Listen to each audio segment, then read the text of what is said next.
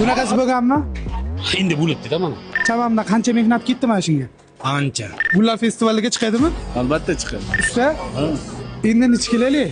Xudo xolasa 50 kilolik. Qayda qilinibdi? Tilloda navoxonasida Nechta filial bor? 4 ta filial bor. Yana rekordni bizdan o'tkazib qo'yishdi. Yangilamizmi? Xudo xolasa yangilaymiz. Kim tayinlabdi? Dadamlar. O'zbekistonda bo'lmagan yangilik Gullar festivaliga Namanganda 50 kilolik non qilinibdi. Endi rekordni biz qo'yamiz, sizlar tomosha qilasizlar. 50 kilolik non. Kimni qo'yadi? Ellatim oyginidagi go'zal axloq degan libosi bor millatim. Qo'lini ko'ksiga doim bosgan o'zbekim. Mani elim, g'ururim.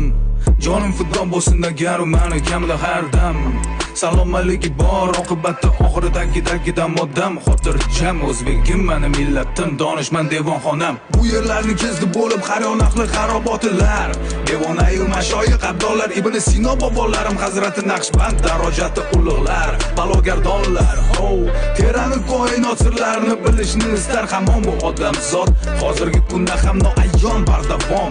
Endi aniqlanayotgan bashoratni bilar edi kim? Ulug'bek bobom. O'zbegim manim, o'zbegim millatim mana zaminim elim go'da yanada bepayon. Har tomonda Samarqand Buxoro Xiva tomon. Bo'limga doimani yana bu markaz zindon dunyoning olamida mani. Olamida mani. Minnatdorman, shukr qilarim bor kecha-yu kunduz. Ota-onamning bergan tarbiyatini haqini ado etib bo'lmas ekan hanuz. Nechun ular bunday mehribon, borliklari bir ulug' inom. Farzandining aybini yashirish va afv etishda bardavom. Chunki ular ham vaqtida shunday tarbiyat ko'rgan. 50 kilolik nonni xudo xolasa yopishtirildi.